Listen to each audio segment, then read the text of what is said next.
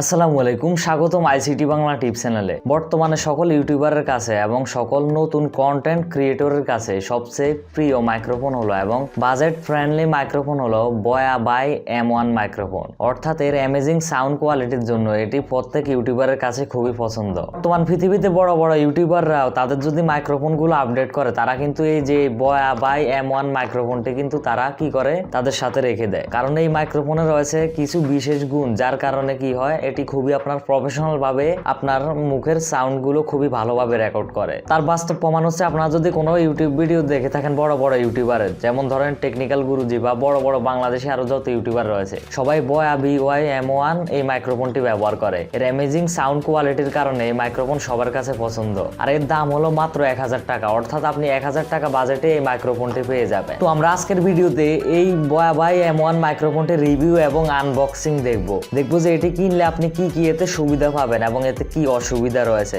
অর্থাৎ এর মাধ্যমে আপনি কি আসলে বাস্তবে প্রকৃতপক্ষে উপকৃত হবেন নাকি উপকৃত হবেন না। তো বয়া বাই M1 সম্পর্কে বিস্তারিত জানতে হলে অবশ্যই ভিডিওটি আপনাদের শেষ পর্যন্ত দেখতে হবে। তো চলুন শুরু করা যাক। তো এই হচ্ছে বয়া মাইক্রোফোনের বক্স। এর বাম পাশে দেখতে পাবেন যে বাই M1 লেখা রয়েছে যে for smartphone, camcorders, DSLR audio recorder, PC hits. এর ডান পাশেও ঠিক একই রকম লেখা রয়েছে। এর বক্সটির সামনে আমরা অতি গুরুত্বপূর্ণ একটি স্টিকার পেয়ে যাব, যাতে রয়েছে একটি QR কোড এবং 16 ডিজিটের একটি নাম্বার, যার মাধ্যমে আমরা অনলাইনে এটি ভেরিফাই করে দেখতে পারবো যে এই বয়া মাইক্রোফোনটি অরিজিনাল কিনা, যা খুবই গুরুত্বপূর্ণ। এর পিছনে আপনারা পেয়ে যাবেন দরকারি সব স্পেসিফিকেশন, ফিচার্স এবং স্পেসিফিকেশন, যেগুলো আপনারা পরে দেখে নিতে পারেন। আর এটির মালিক হলো সিনজেন জিয়াস ইন্ডাস্ট্রিয়াল লিমিটেড। বয়ার বক্সটি আনবক্স করলে আমরা পেয়ে যাব একটা সুন্দর ক্যারি ব্যাগ, যার মাধ্যমে আপনি এই মাইক্রোফোনটিকে যে কোনো জায়গায় সুন্দরভাবে বহন করতে পারবেন। তারপরে আমরা পেয়ে যাব একটি ইউজার ম্যানুয়াল, যার মাধ্যমে আপনি পড়ে দেখতে পারবেন যে এই মাইক্রোফোনটি কিভাবে কন্ট্রোল করবেন, অর্থাৎ ব্যবহার নির্দেশিকা। এরপরে রয়েছে ক্লিপ। এই ক্লিপটি আপনি মাইক্রোফোনের সাথে লাগিয়ে নিয়ে আপনার জামা বা আপনার শার্টের সাথে সহজেই ব্যবহার করতে পারবেন। তারপরে রয়েছে একটি ফোম অর্থাৎ উইন্ডশিল্ড। এর মাধ্যমে আপনার কথা বলার সময় যে পপ সাউন্ড অর্থাৎ যেই নয়েজ আসে তা ক্লিয়ার করার জন্য এটি মাইক্রোফোনের উপর ব্যবহার করা হয়। এরপরে আমরা পেয়ে যাব ব্যাটারি। ক্যামেরা বা PCটি রেকর্ড করার জন্য এই ব্যাটারি খুবই গুরুত্বপূর্ণ। এছাড়াও এর সাথে পেয়ে যাবেন একটি 1/4 ইঞ্চি অ্যাডাপ্টার জ্যাক, যার মাধ্যমে আপনারা কোনো বড় সাউন্ড ডিভাইসে এটি ব্যবহার করতে পারবেন। তো এই বক্সের সাথে এসব কন্টেন্ট অবশ্যই দেওয়া থাকে।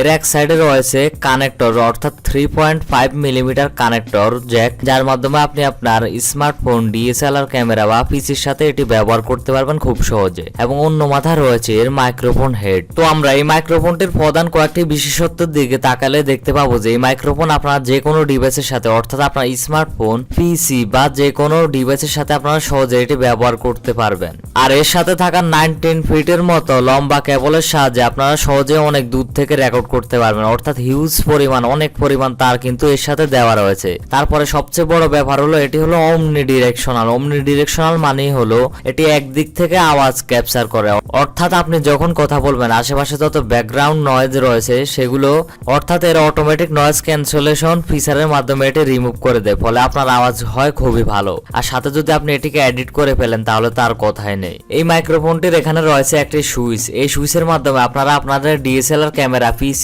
অথবা স্মার্টফোনে ব্যবহার করতে পারবেন। যখন আপনি স্মার্টফোনে ব্যবহার করবেন তখন আপনি অবশ্যই এটিকে অফ রাখবেন, আর যখন আপনি PC বা ক্যামেরায় ব্যবহার করবেন তখন আপনি সুইচটিকে উপরের দিকে দিয়ে অন করে দেবেন। আর তার পাশে রয়েছে এটিকে আস্তে একটু ঘুরিয়ে খুলে নিলে দেখতে পাবেন যে এখানে রয়েছে একটি ব্যাটারি লাগানোর অপশন। এই ব্যাটারি লাগানোর অপশনের মাধ্যমে আপনারা কি করতে পারবেন, এখানে একটি DDLR4 এর একটি ব্যাটারি লাগিয়ে নেবেন। অর্থাৎ আপনি যখন DSLR ক্যামেরা বা PCতে রেকর্ড করবেন তখন অবশ্যই আপনাকে এই ব্যাটারিটি লাগিয়ে নিতে হবে। আর যদি আপনি স্মার্টফোনে রেকর্ড করেন তাহলে কিন্তু আপনাকে ব্যাটারিটি লাগিয়ে নিতে হবে না। আর ব্যাটারিটি লাগিয়ে নেওয়ার পর আপনারা কি করতে হবে, আপনারা ওই সুইচে ক্লিক করে দেবেন, তাহলে আপনার মাইক্রোফোন সঠিকভাবে কাজ করবে।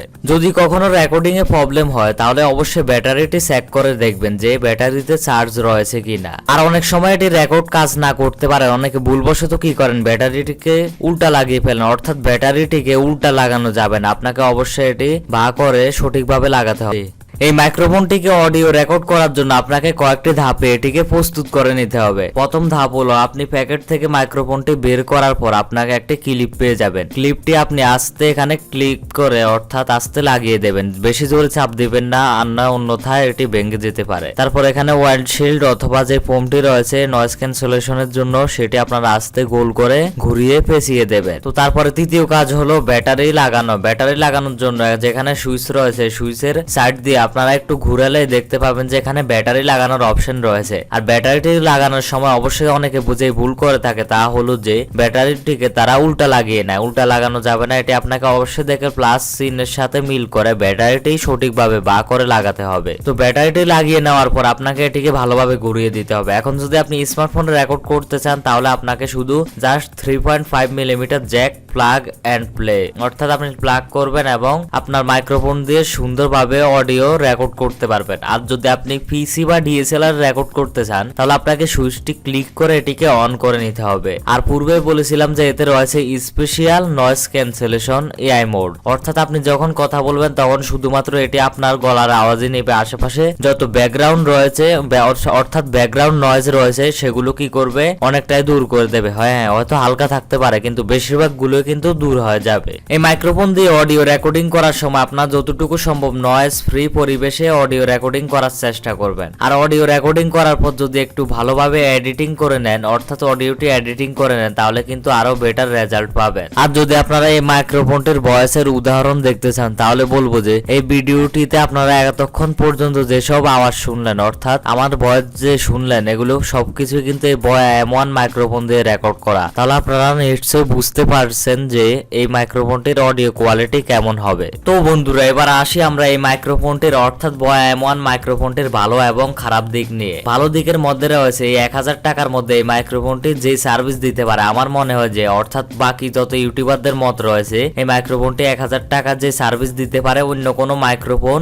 এই সার্ভিস দিতে পারে না, অর্থাৎ এত সুন্দর অডিও কোয়ালিটি দিতে পারে না। এর সাথে আপনারা পেয়ে যাবেন 19 ফুট লম্বা তার, অর্থাৎ অনেক বড় তার, আপনারা অনেক দূর থেকে অডিও রেকর্ডিং করতে পারবেন। এর সাথে ইন্টেলিজেন্ট নয়েজ ক্যান্সেলেশন ফিচার থাকা আপনার অডিওটি হবে খুবই ভালো। তাহলে আর কেন, আপনার কাছে যদি 1000 টাকার মতো বাজেট থাকে তাহলে আপনি এটি কিনে নিতে পারেন। আর এর যদি খারাপ দিক থাকে তাহলে খারাপ দিকের মধ্যে শুধুমাত্র একটি দিকে হতে পারে। আর এর খারাপ দিকের মধ্যে রয়েছে এর ব্যাটারি প্রবলেম, অর্থাৎ আপনার যদি পিসিতে বা ডিএসএলআর ব্যবহার করেন, যদি বেশি ব্যবহার করেন তাহলে এর চার্জ কিন্তু ঘন ঘন শেষ হয়ে যাবে, আপনাকে নতুন ব্যাটারি কিনে লাগাতে হবে, অর্থাৎ এটি একটু বিরক্তিকর। তবে যাই হোক, 1000 টাকায় মাইক্রোফোন যা সার্ভিস দিচ্ছে এটি আর অন্য কোনো মাইক্রোফোন দিতে পারছে না। তাই আমি মনে করি যে এই খারাপ দিক পয়েন্টটি বাদ দিলে এটি খুবই একটি ভালো মাইক্রোফোন হতে পারে। ও বন্ধুরা, সর্বশেষ একটি কথাই বলবো, আপনারা যদি কম বাজেটে কোনো ভালো মাইক্রোফোন চান তাহলে কিন্তু আপনারা এই মাইক্রোফোনটি কিন্তু চয়েস করতে পারেন, কারণ আমি যেরকম বললাম যে এর অ্যামেজিং সাউন্ড কোয়ালিটি। আশা করি বন্ধুরা আমাদের আজকের এই ভিডিওটি আপনাদের ভালো লেগেছে, অর্থাৎ এই ভিডিওর আনবক্সিং এবং